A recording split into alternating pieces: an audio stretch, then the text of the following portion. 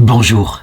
Il y a une phrase dans l'Évangile, ou plutôt dans une épître de saint Paul, qui, me semble-t-il, est presque centrale pour expliquer la pastorale bizarre, étonnante, étrange, presque scandaleuse que Dieu utilise en cette vie terrestre pour nous conduire au salut, pour conduire le maximum d'hommes au salut, tous les hommes, sauf ceux qui, à travers un péché parfaitement lucide, parfaitement maîtrisé, face au Christ à l'heure de leur mort, mépriseront tout repentir, tout l'évangile, lucidement choisiront, contre l'amour de Dieu et du prochain, l'exaltation d'eux-mêmes. Mais ça, je dirais, c'est une autre étape. Cette phrase, elle se trouve en Romains chapitre 11, verset 32. Voilà ce que dit saint Paul. « Car Dieu a enfermé tous les hommes dans la désobéissance pour faire à tous miséricorde. » Nous devons la garder. Il y a eu, au XXe siècle, le génocide des Juifs. Et c'est absolument théologiquement stupéfiant de regarder comment Dieu nous a donné, à travers l'histoire d'un peuple complet, exterminé par des barbares, représentés par les nazis, eh bien, comment il nous a donné une image de la révolte, de la haine du démon contre l'humanité. Si le démon pouvait perdre toute l'humanité, il le ferait. Par la suite, des cinéastes juifs ont intelligemment montré comment une humanité entière, avec des femmes, des enfants, des hommes, des justes et des moins justes, une humanité entière a été ainsi exterminée. Mais il n'appartenait pas au peuple juif de raconter ce qu'il se passe de l'autre côté, puisque pour nous chrétiens, la prophétie juive, elle est principalement pour nous donner des signes matériels de ce qui se passe sur terre. Quant à nous, chrétiens, qui nous estimons être les successeurs des Juifs, héritiers de leurs promesses, eh bien, nous avons aussi la révélation de ce que deviennent les hommes de l'autre côté. Et nous sommes, nous aussi, soumis aux conséquences du péché originel. Je veux dire par là que l'histoire que je vais raconter à travers l'immense génocide du Rwanda, qui a fait, paraît-il, 10 fois plus rapidement que le génocide nazi, puisqu'il n'a duré que 3 mois et il a fait 1 million de morts, tandis que les nazis, en 4 ans et demi, ont fait 6 millions de morts parmi les juifs.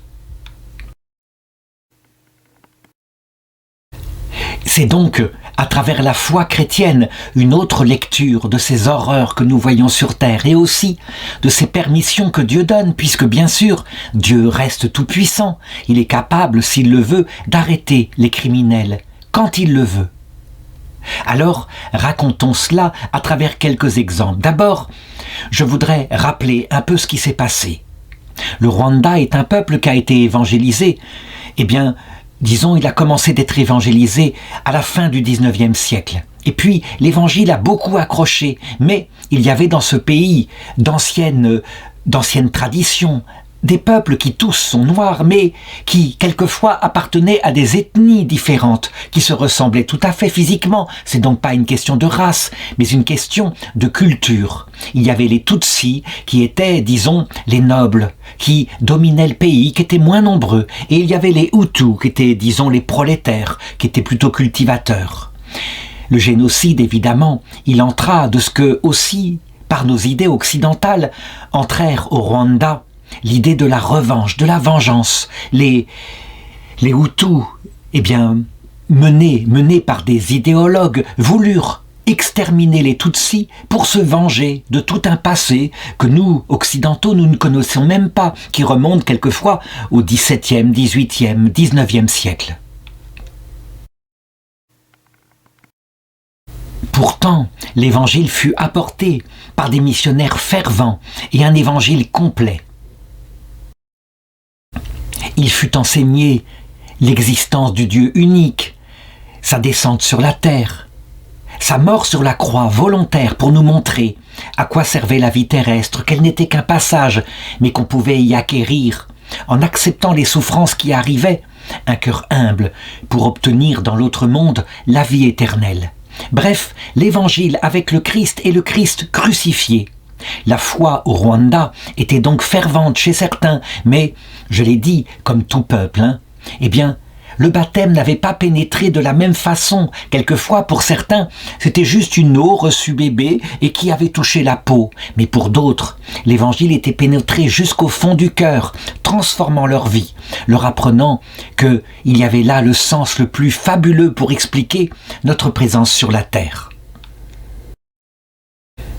Les Rwandais, comme nous, comme tous les hommes, excepté la Vierge Marie, Dieu les avait maintenus dans les conséquences du péché originel, je veux dire, en nous comme en eux, une part d'ignorance, nous ne voyons pas les anges, nous les verrons à l'heure de notre mort, et une part de faiblesse, nous ne maîtrisons pas toutes les pulsions qui sont en nous. D'où viennent ces choses-là? Nous le savons, la théologie catholique l'explique, Dieu nous les a imposées volontairement pour un temps. Non pas pour nous écraser, loin de là, ça c'est l'enseignement du démon, mais afin que nous découvrions sur la terre, malgré ce désir de liberté absolue que nous avons en nous, en tout cas par Adam et Ève, afin que nous découvrions notre faiblesse et que nous sortions de cette vie avec au minimum un peu d'humilité, si ce n'est un peu d'humiliation qui peut conduire à l'humilité. En effet, et c'est une nécessité, on ne peut pas parvenir au paradis sans être tout humble, sans être reconnaissant devant sa propre faiblesse, sans renoncer à soi-même. Et ce n'est pas un caprice de Dieu, c'est simplement que pour voir un tel Dieu, qui est tout de même mort sur la croix, il faut un minimum être modeste, s'abaisser soi-même. L'abaissement en soi, n'est rien, mais c'est vrai, Dieu ne peut pas changer les choses. On ne pourrait pas supporter la vision béatifique si on n'était pas totalement humble. Alors, il nous purifie, et cette terre est comme la première étape d'une échelle, une échelle de Jacob. Jacob, c'est le petit-fils d'Abraham qui avait rêvé. Ses pieds sont posés ici-bas, et son sommet arrive à la vie éternelle. Vers 1981, le ciel qui préside à toute chose, et le ciel qui en particulier est maintenant dirigé par une volonté de Dieu, par la personne la plus humble, la plus aimante qu'on puisse imaginer, la Vierge Marie. La Vierge Marie qui devient elle-même dirigeante des anges, c'est absolument incroyable. Pourquoi? Parce que elle est la plus petite, la plus humble. Il n'y a pas de dessein là-dessus. C'est vrai. Et donc le ciel vint au Rwanda. Il apparut à Kibéo, à des enfants, en particulier à Alphonsine, qui avait alors 15 ans, qui était collégienne, et à d'autres enfants qui virent la même chose, qui virent la même de Dieu. Et elle leur enseignait des choses extraordinairement profondes sur le mystère de la souffrance dont j'ai parlé au début, sur son sens, sur la rédemption. Et c'était bien la mère de Dieu. Elle insistait sur le fait que la terre n'est qu'un pèlerinage, une prière qu'il faut faire à genoux dans la pénitence. Et il fallait véritablement, disait-elle, se convertir, sinon, beaucoup de souffrances arriveraient sur la terre. D'autres collégiennes virent la Vierge, dont Nathalie Mukama Zimpaka, qui elle était la plus contemplative et qui enseigna que personne n'arrive au ciel sans souffrir, ou encore l'enfant de Marie ne se sépare pas de la souffrance. Et c'est vrai, on le comprend, pour obtenir ce corps tout humble, il faut avoir expérimenté un jour sa propre misère. C'est plus fort que nous, sinon, il n'y a rien à faire, nous nous prenons pour le centre du monde. Et c'est cette jeune Nathalie qui, un jour, devant 25 000 personnes, annonça de la part de la Vierge qu'elle voyait un fleuve de sang qu'allait venir sur leur pays s'ils n'écoutaient pas la parole de Dieu. Une troisième adolescente qui s'appelait Marie-Claire Mukangango, elle fut l'une des premières victimes du génocide en 1994, et je dirais, elle qui de la même façon vivait du message de la Vierge, on n'est même pas sûr de la façon dont elle est morte, on n'a jamais retrouvé son corps. Elle est un peu le symbole de ce million de Rwandais qui ont disparu de cette façon-là. Je ne peux pas les invoquer tous, c'est impossible. L'Église elle-même ne peut que mettre en avant quelques-unes de ces personnes. Mais il faut savoir, quand le génocide est arrivé, mené par des meneurs Tutsi, qui voulaient véritablement réveiller la haine dans le cœur des gens, qui voulaient massacrer immédiatement, parce qu'ils disaient dans la radio, ils disaient « Si nous ne les massacrons pas maintenant, femmes et enfants compris, c'est eux qui nous massacreront ». Et c'est ainsi que, levé par cette parole mortelle, le génocide commença le 7 avril 1994. Et là, vraiment, quand on considère ce qui s'est passé, on peut dire c'est toute l'humanité qui est là et qui doit se frapper la poitrine. Hein. Je l'ai dit, Dieu a enfermé tous les hommes dans la désobéissance. Je pourrais parler par exemple de ce général canadien chargé du contingent de l'ONU et qui, le voyait bien, un jour il était là, il le racontera beaucoup plus tard, et il se frappait la poitrine des années après en disant « J'irai en enfer, je n'ai pas pris les bonnes décisions ».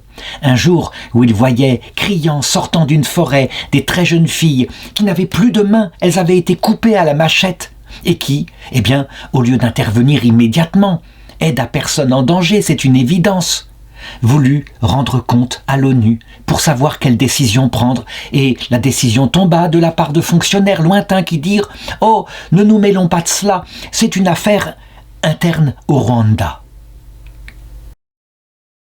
Et il y eut partout des criminels, certains qui le furent, eh bien, simplement pour montrer qu'ils étaient avec les tueurs, donc du côté de ceux qui allaient vivre. D'autres, au contraire, dans les tribus Hutus, défendirent les Tutsis au prix de leur vie. Véritablement, ils n'étaient pas racistes, ils vivaient profondément de leur foi catholique. Mais il y eut aussi des catholiques qui participèrent au génocide, et c'est ainsi qu'on vit, eh bien, dans un repentir en l'an 2000, donc 6 ans après le génocide, le pape Saint Jean-Paul II qui dit ceci. Il s'agit d'un véritable génocide dont, hélas, des catholiques aussi sont malheureusement responsables. Oui, c'est une phrase de Saint Jean-Paul II, il le voyait bien. Il y avait eu des gens indignes, y compris chez les catholiques. Donc personne, je l'ai dit, ne peut se dresser en disant « Ah, moi j'ai été correct », sauf des individualités. Il y eut des évêques qui furent lâches et il y eut des évêques qui préférèrent mourir martyrs plutôt que d'abandonner leur troupeau. Il faut que je les cite, ceux-là. Hein. Ils étaient 3 évêques, dont l'archevêque de Kigali, Monseigneur Vincent Nzengi Jumya, l'évêque de Kabgayi, le président de la conférence rwandaise, et Monseigneur Tade Nensukuya. Excusez-moi pour la prononciation des noms, mais ces 3 évêques-là qui avaient, avec un groupe de prêtres, réussi à récupérer des gens qui fuyaient le génocide, qui étaient parfaitement épuisés. Ils avaient réussi à cacher ou à protéger, pensait-il, en restant auprès d'eux, de par leur autorité apostolique, 30 000 personnes, des Hutus et des Tutsis. Des Hutus qui, évidemment, eux, protégeaient les Tutsis et qui donc étaient considérés par les génocidaires comme des complices de leurs ennemis les Tutsis. Et ils trouvaient refuge dans des structures catholiques ouvertes à tous, sans distinction, des paroisses, des couvents, des écoles et un grand hôpital. On proposa évidemment aux 3 évêques de fuir et ils pourraient parler ainsi, mais ils répondirent unanimement « Quoi qu'il nous arrive, nous resterons ici pour protéger la population et les déplacés. » Et c'était sans appel. Et de fait, alors qu'ils étaient placés sous la protection de quelques soldats rebelles du FPR, le Front Patriotique Rwandais, eh bien ceux-là même qui les gardaient les assassinèrent. Voilà. Alors, je mets en avant ces 3 évêques qui sont martyrs, qui peut-être un jour seront canonisés, tout simplement parce que, justement, ils sont célèbres, ils sont remarquables. Mais je ne mets pas en avant sans doute quelques évêques qui furent du côté des tueurs. Il y en a eu forcément, c'est ainsi. Et donc, un peu comme après la Seconde Guerre mondiale, où on a commencé par dire que tous les gens étaient complices du massacre des Juifs, avant de dire « mais non, il y eut même des nazis qui essayèrent d'en sauver », je pense à Schindler, Oskar Schindler, et le grand film « La liste de Schindler » fait par un Juif. Eh bien, je pense que le Rwanda, malgré le fait que, lui, il passe par l'aide de l'Église catholique pour arriver à pardonner les plaies, dans la certitude qu'il y a une vie éternelle, le Rwanda probablement passera aussi par ces soubresauts, tous coupables, tous innocents, et puis, ce que je suis en train de dire là qui est la vérité, l'humanité avec ses défauts, ses qualités, qui est comme un champ, disait le Seigneur, où il y a du bon grain qui a été semé, mais aussi de l'ivraie. Mais, je dirais, je parle de manière abstraite. Je voudrais, avant de passer à quelques cas concrets, dire une dernière chose. Le rôle de la France là-dedans. Eh bien, la France a été très accusée après coup, en particulier par les présidents Tutsis qui ont pris le pouvoir au Rwanda. La France, en réalité, eh bien, à travers les hommes politiques, elle a été mauvaise, mais je dirais pas volontairement mauvaise. Elle a essayé d'intervenir, et puis, comme par hasard, il y a eu retard. La France n'a pas été vraiment consciente que le massacre était contre les Tutsis, si bien que quand les Tutsis se sont repris, que la France est arrivée avec ses militaires pour arrêter le génocide, qu'est-ce qu'elle a fait? Eh bien, elle a arrêté la reconquête des Tutsis. Ce qui fait que les Tutsis ont eu l'impression qu'on avait laissé le génocide Hutu se faire avant et que quand les Tutsis réagissaient, on les empêchait d'agir. Et donc, la France s'est retrouvée accusée. Voilà, c'est l'humanité dans sa complexité. Donc, laissons tomber. Et je dirais, nous arriverons de l'autre côté tous à genoux et Dieu nous fera miséricorde, c'est certain. Regardons plutôt quelques témoignages de sainteté. En particulier, Marie-Thérèse qui était Hutu, donc du côté de l'ethnie qui était massacreuse. Elle enseignait près de Zaza. Son mari s'appelle Emmanuel et il est Tutsi. Donc, évidemment, étant profondément catholique, il n'y avait pas de considération comme ça ethnique, puisqu'on ne peut même pas parler de racisme, hein. C'est une seule et même race. Son mari était ouvrier qualifié à l'école, ils avaient 4 enfants, 3 garçons, une fille. Le dimanche 10 avril 1994, Emmanuel, son mari, est parti avec son fils aîné pour se cacher. Et le lundi soir, ils sont revenus parce qu'ils savaient bien, ils voulaient leur faire leurs adieux. C'est ce que raconte Marie-Thérèse qui a survécu. Et en effet, le 12 avril, ils sont repérés par une bande de Hutus qui cherchent des victimes et ils sont massacrés. En général, pas avec des armes lourdes, non, avec des machettes, tout simplement. On peut donc faire un génocide bien plus rapide que les nazis sans utiliser autre chose que des machettes. Marie-Thérèse apprend la nouvelle alors qu'elle est réfugiée chez ses parents. Et là, eh bien, elle dit à ses enfants, ses autres enfants qui sont là, ses 3 autres enfants, elle leur dit « Mes enfants, vous savez, les hommes sont méchants en ce moment. Ils ont tué papa et votre frère Olivier. Ils vous chercheront sûrement, mais souvenez-vous de ça, n'ayez pas peur. Vous allez souffrir un peu, quelques minutes, mais ensuite vous allez voir, papa et Olivier vont vous apparaître.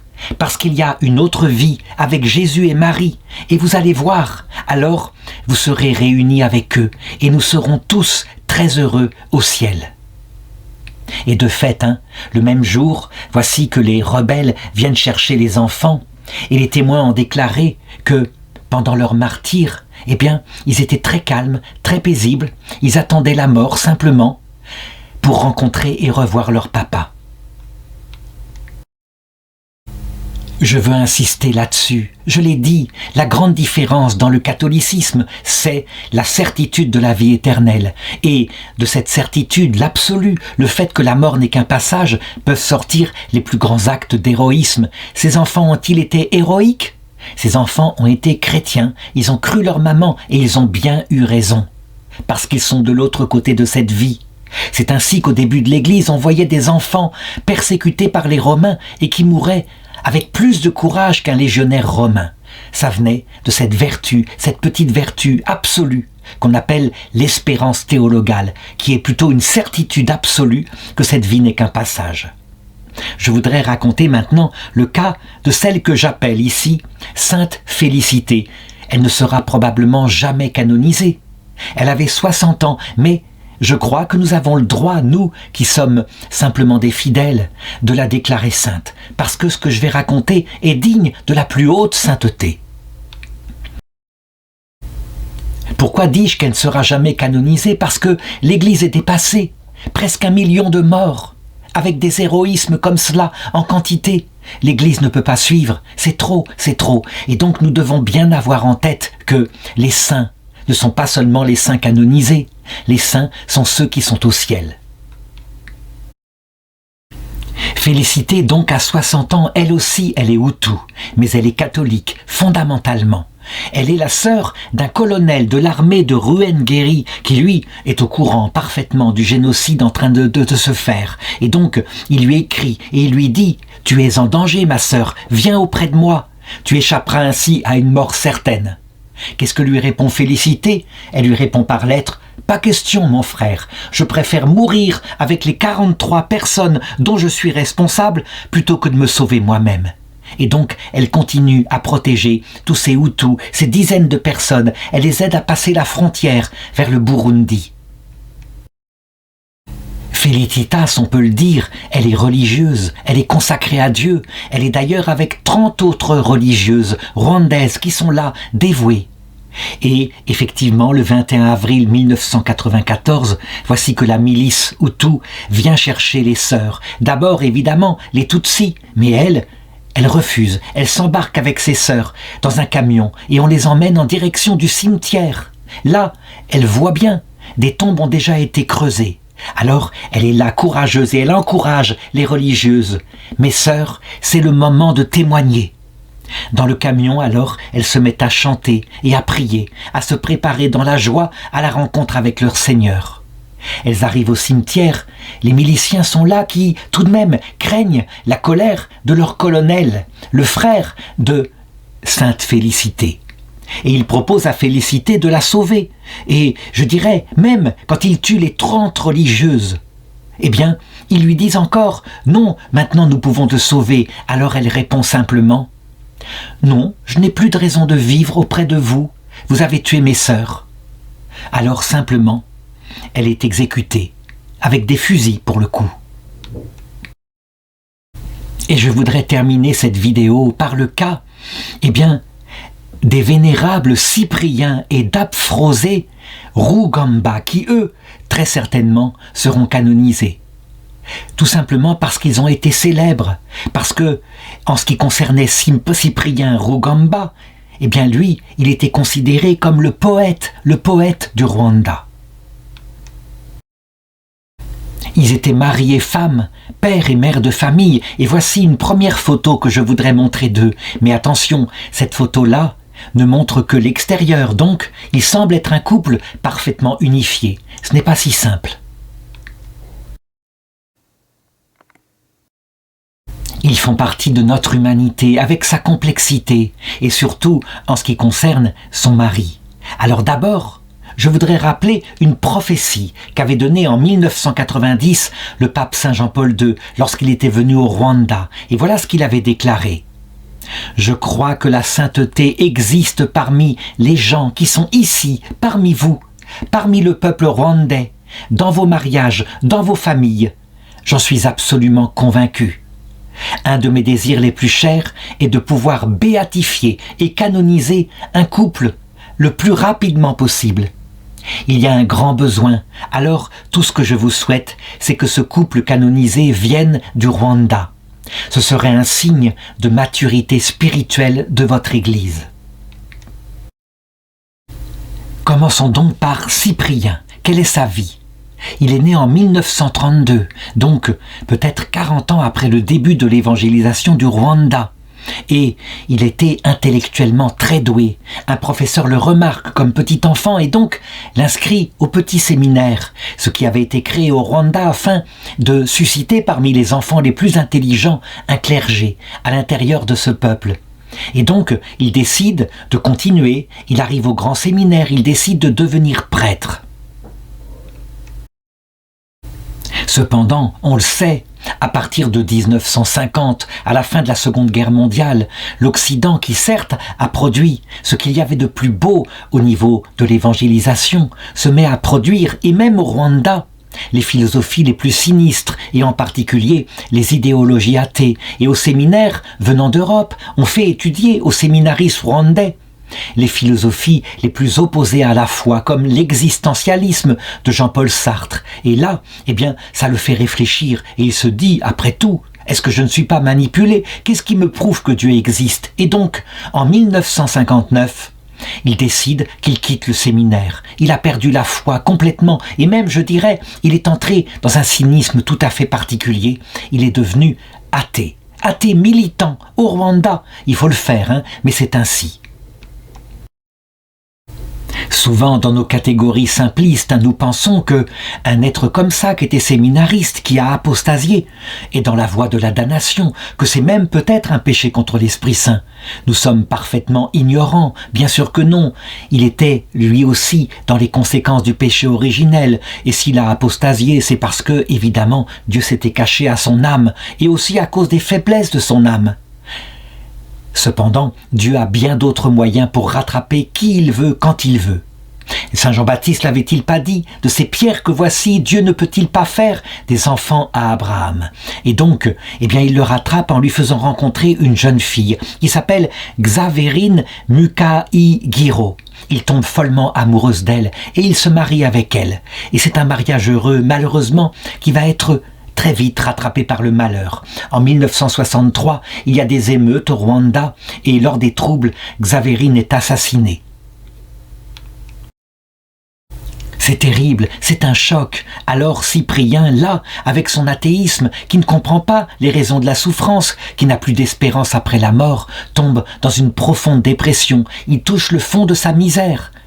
Et sa famille qui le voit dépérir, qui craint éventuellement qu'il ne se suicide, essaye de lui trouver une nouvelle compagne, quelqu'un qui pourrait l'accompagner. Et qui trouve-t-on? Tout simplement Daphrosée, dont j'ai parlé, qui est la nièce de Xavérine, donc de la même famille. Elle est choisie, c'est une jeune fille, elle est très pure, elle est limpide, elle est profondément catholique, elle accepte le mariage. Le mariage est célébré le 23 janvier 1965 à Kigali. Cependant, manifestement, je dirais, la famille qui a essayé de bien faire a fait trop vite les choses. Cyprien, il n'a jamais oublié Xavérine, sa première épouse, et je dirais, sans se rendre compte que du coup, en ce qui concerne Daphrosée, elle est un peu le bouche-trou, oui, on peut le dire, le bouche-trou de son âme. Il ne l'aime pas, il est toujours amoureux d'elle, il a la photo de Xavérine qui est posée sur sa table de nuit. Et il va se mettre à ce moment-là, tout en vivant avec Daphrosée, à la mépriser quelque peu, la faire souffrir. Il aura même une aventure extra-conjugale et une petite fille naîtra, une petite émérita en 1971, qui sera elle-même assassinée durant le génocide au Rwanda. Et Cyprien, il sait manier le langage, si bien qu'au Rwanda, il est de plus en plus célèbre avec les poèmes qu'il écrit en langue du pays. Daphrosée est là. Elle est loin d'être une potiche, elle est une maîtresse femme. Elle ressemble quelque part à Sainte Rita, qui a vécu à peu près la même chose, et elle garde solidement sa foi catholique, et elle tient son mari profondément. Elle l'aime, elle est mariée sacramentellement, elle ne l'abandonnera pas. Tous les enfants qui naissent malgré tout de leur union, tous sans exception, elle les fait baptiser. Il n'a pas intérêt de bouger, lui, il refuserait le baptême, il est encore athée. Elle passe outre, et voilà comment elle l'obtient. Voilà, ici, on la voit, Daphrosée avec ses enfants lorsqu'ils étaient petits. Il y a Sindina, Ginny et Dassi. Et le temps passe ainsi, mais Dieu ne cesse pas. Il frappe à sa porte. Il y a l'aiguillon, cette attraction. Mais Dieu va le rattraper de la façon suivante. En 1980, voilà qu'une maladie tombe sur Cyprien. Lui, qui est dans l'écrit, dans la parole, mais c'est une maladie mystérieuse. Maux de tête, acouphènes, perte d'équilibre, perte d'appétit. Toutes sortes de symptômes qui le laissent aveugle et paralysé. Sa maladie, dira plus tard Jean-Luc Moens, c'est un vrai mystère. C'est incroyable. Est-ce que ce n'est pas une maladie qui serait envoyée par Dieu afin de le faire changer? Daphrosée, à cette époque-là, aurait pu l'abandonner, mais il n'en était pas question, et pourtant, Dieu sait ce qu'elle avait dû avaler comme couleuvre. Par exemple, les sœurs de Cyprien, qui, se demandant pourquoi il y avait cette maladie, s'étaient mises à l'accuser, comme on le fait en Afrique, d'avoir elle-même, d'Afrosé, lancé un sort avec des sorciers sur son mari, ce qui était évidemment abominable. Comment pouvait-on imaginer une telle chose? Elle accompagne son mari, par exemple lorsqu'il est envoyé en Belgique, l'ancienne colonie du Rwanda, l'ancien pays colonisateur du Rwanda, pour y recevoir des soins.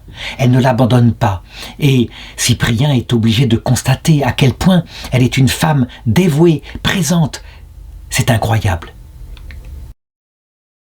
Et pendant ce temps, l'Esprit Saint continue de travailler le cœur de Cyprien. Lorsqu'il revient au Rwanda, dans l'avion, c'est étonnant. Une sorte de chant, lui qui est le poète du Rwanda, je l'ai dit, il manie tellement bien le langage. Une sorte de chant, sans doute inspiré par l'Esprit Saint, comme si le ciel lui parlait. Un chant lui vient et il l'écrit. Le ciel blanc, blanc comme l'oiseau blanc, où m'attend le roi du ciel. Si jamais je viens à être appelé, de grâce, ne pleurez pas. Je répondrai à l'appel tout joyeux et j'entrerai dans le ciel en chantant. Cette chanson-là est redevenue chrétienne, on peut le dire, La foi lui est retombée dessus, mais cette fois, plus par l'intellectualité, non, par la présence de l'Esprit Saint qui a accompagné ses chants. Il se convertit et il le dit. Ça a été une conversion radicale. Dieu était venu le premier dans ma vie. Alors, immédiatement, tout se remet en place. Il va voir Daphrosé et il lui demande pardon, à genoux, un vrai pardon. Et il se réconcilie avec elle de manière spectaculaire. Il se met à l'aimer, à lui être reconnaissant pour tout ce qu'elle a fait. Elle a été essentielle dans sa conversion. Et elle l'accompagne dans la redécouverte de sa foi, la prière, le rosaire, l'amour de la Vierge Marie.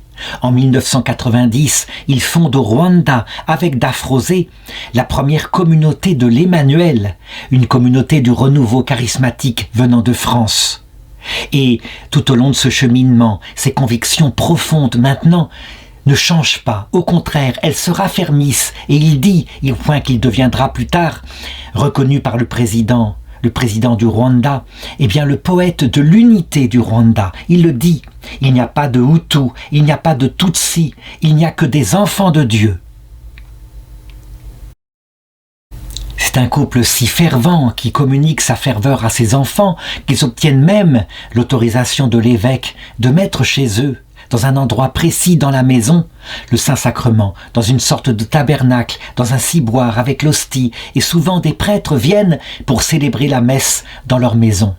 Il faut savoir que l'Église, habituellement, est plutôt dubitative à l'idée de mettre le Saint-Sacrement dans une famille, parce que, évidemment, au bout d'un certain temps, on finit par s'habituer à la présence du Seigneur et à ne plus la respecter. Là, cette présence, au contraire, va être parfaitement respectée. Et Cyprien continue de développer son inspiration. Il a l'idée de transformer les poèmes qu'il avait écrits jusqu'ici en chansons. Et elles sont diffusées sur la radio rwandaise. Quand on compare à la radio qui va répandre le génocide, on dirait que, à travers cette radio, il répand la paix, la joie, l'amour du Seigneur. Des experts en littérature diront, par exemple Paul Kertens, qui est expert en littérature africaine, que Cyprien était le poète le plus célèbre du pays et il jouissait d'une popularité énorme. Et tous les bonheurs lui tombent dessus, y compris ceux qui étaient annoncés par l'Ancien Testament. Sa famille se multiplie, des petits-enfants lui naissent. Voici encore une photo qui montre à quel point c'est une famille de la bénédiction. Évidemment, du côté du gouvernement, du côté des génocidaires, il devient l'une des premières personnes à abattre, puisqu'il se bat pour l'unité du Rwanda, et donc qu'il est contre le génocide. On pourrait tout à fait comparer cela à quelqu'un qui, dans les années 1936 de l'Allemagne nazie, dirait et affirmerait publiquement à la radio que les Juifs sont des êtres humains. Et la radio des 1000 collines continue de répandre sa haine, et la peur et, je dirais, le rejet par les Hutus des Tutsis se multiplient. Si bien que, quand enfin, Eh bien, à un moment donné, comme un signal, l'avion du président s'écrase à suite à un attentat. C'est le signal du génocide. La radio commence à dire « Vous voyez, ils ont tué le président et ils vont nous tuer tous. Allez-y, prenez chacun une épée et partout où vous êtes, vous les trouvez, vous les tuez, vous les tuez. » La situation est extrêmement grave. Pour le moment, ce ne sont que des paroles. La nuit qui précède l'assassinat de Cyprien, mais aussi de toute sa famille, eh bien, ils se sont recueillis devant le Saint-Sacrement. Ils ont passé la nuit entière dans cette petite pièce dont on a la photo après coup. Nous sommes le 6 avril 1994. Un ami a au téléphone Cyprien qui dit « Prie, prie, la situation est grave, très grave ». Cet ami retéléphone depuis l'Europe un peu plus tard dans la journée et il lui dit encore « Prie, prie », parce que la situation s'est encore aggravée. La troisième fois où il téléphonera, il n'y aura pas de réponse. Que s'est-il passé? Eh bien, voilà, c'est très simple. Au matin du 7 avril, alors que, eh bien, ils ont passé la nuit ainsi en prière à se confier à Dieu et sans doute, eh bien, sous l'impulsion d'Aphrose, qui est la plus spirituelle évidemment, à se préparer à la possibilité de rencontrer Jésus le lendemain même. Voici que des soldats déboulent dans la maison. Ce sont des soldats de la garde présidentielle et ils interpellent tout de suite Cyprien Rugamba. « Rugamba, tu es encore chrétien ?» Et lui, il répond « Oui, je le suis » et il tente de dialoguer avec les soldats.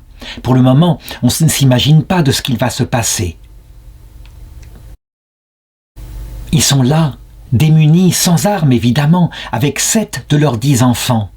Et très vite, Daphrosée comprend qu'ils ne s'en sortiront pas, qu'ils vont être abattus. Alors, elle demande une dernière grâce aux soldats de prier devant le Saint-Sacrement, de prier juste une seconde. Pour toute réponse, elle reçoit un coup de crosse. Elle tombe, un militaire alors dirige vers le tabernacle son fusil et tire. Il pulvérise le tabernacle, les hosties se répandent par terre. Et puis, les soldats font feu sur eux. Seul un des enfants, qui s'appelle Sirdard, qui a 17 ans, qui s'est jeté par terre, qui a fait le mort, survivra à ce massacre et c'est lui qui racontera tout ce qu'il a vu. Il a survécu évidemment pour raconter ce qu'il avait vu. À la radio d'Émile Colline, son assassinat et celui de toute sa famille est annoncé et alors, évidemment, se déchaîne le génocide. Forcément, il faut maintenant exécuter le maximum de Tutsis. Je l'ai dit pour la raison, la peur, c'est comme ça. Et donc partout, on les poursuit comme des bêtes dans les forêts, qu'ils soient jeunes, qu'ils soient vieux, qu'ils soient enfants. Le raisonnement est le même que celui des nazis. Tuons les enfants, sinon plus tard ils se vengeront. Et le génocide va durer 3 mois avec les horreurs que j'ai racontées. Et curieusement, la parole de Cyprien, le poète, le prophète du Rwanda, cette parole-là, elle va rester. Elle va demeurer après le génocide. Avant d'être amenés au ciel, en effet, tous les deux, Cyprien et Daphrosée, ainsi que leurs enfants, par leurs paroles, par leur union, la conversion du mari avait jeté les bases du renforcement et de la restauration de la foi de nombreuses personnes dans la période qu'allait suivre le génocide. Comme l'avait dit Tertullien, le sang des chrétiens, le sang des martyrs est semence de chrétiens. Il va se passer, après l'horreur du génocide, quelque chose qui ne s'est jamais vu. Eh bien, il va y avoir tentative de réconciliation véritablement catholique. On verra, certes, ceux qui ont participé activement au génocide, les meneurs, être jugés, être mis en prison, mais il y avait des coupables partout, des Hutus, qui pouvaient être parfois le voisin qui avait tué sa propre famille. On verra, eh bien, la paix se faire, et quelquefois, des années après, donc 30 ans après, eh bien, des génocidaires vivants, à côté de personnes qui avaient survécu au génocide. Et, comme l'avait dit Cyprien, il n'y a pas de Hutus, il n'y a pas de Tutsis, il n'y a que des Rwandais et des enfants de Dieu. En 2015, l'Église catholique a reconnu, par une enquête qui certes est faillible, mais qui engage, je dirais, l'humanité de l'Église. L'Église a reconnu Cyprien et Daphrosée Rugambha pour héroïques en vertu, et donc leur a décerné le titre de serviteur de Dieu, et même de vénérable. Maintenant, on n'attend plus qu'une seule chose pour qu'ils soient béatifiés, que Dieu ratifie par des miracles, par un miracle, puis un deuxième pour leur canonisation, eh bien, qu'il ratifie ce que l'enquête diocésaine avait conclu. Je suis tout à fait persuadé que cette enquête aboutira, que le ciel donnera les miracles dont l'Église a besoin. Quant à Daphrosée Rugambha, eh bien, qu'elle deviendra un jour, pour le Rwanda, la nouvelle Sainte Rita, aussi célèbre, elle qui, maintenant du haut du ciel, ayant vécu tout ce que peut connaître un couple comme difficulté, priera, viendra sur terre pour aider les mariages qui connaissent le même genre de difficultés. J'avais dit au début que, la prophétie catholique, à la différence de la prophétie juive, donne donc ce qui se passe dans l'autre monde. Oui, l'autre monde existe. Tous ceux qui ont été exécutés, et peu à peu, au fur et à mesure que le temps passe, au fur et à mesure que leurs bourreaux arrivent dans l'autre monde, les choses, en vérité, s'établissent. Les anciens exécutés, enfants compris, tous ceux dont je ne cite pas le nom, les 7 enfants de Cyprien et de Daphrosée, sont là, qui accueillent leurs bourreaux et qui leur proposent le pardon. Parce que lorsqu'on est au ciel, évidemment, on est prêt à pardonner, y compris ceux qui ont fait contre nous de telles injustices. Ça ne pourrait pas être compris, évidemment, sans les vertus théologales. La plus belle vengeance qu'auront ceux dont on avait privé de la vie terrestre sera quand ils aideront, à leur tour, ceux qui sont au purgatoire pour les crimes qu'ils ont commis. Il les aidera à un moment donné, lorsqu'ils auront changé, lorsque leur cœur aura acquis toute l'humilité dont il avait besoin. Eh bien, quand ils les aideront à sortir du purgatoire et les prenant par la main, les introduiront dans la vision béatifique qu'ils ont déjà. On le voit donc, toutes ces horreurs de la terre, tout ça, comme le disait Sainte Julienne, une petite sainte anglaise, tout ça, de l'autre côté, se terminera bien.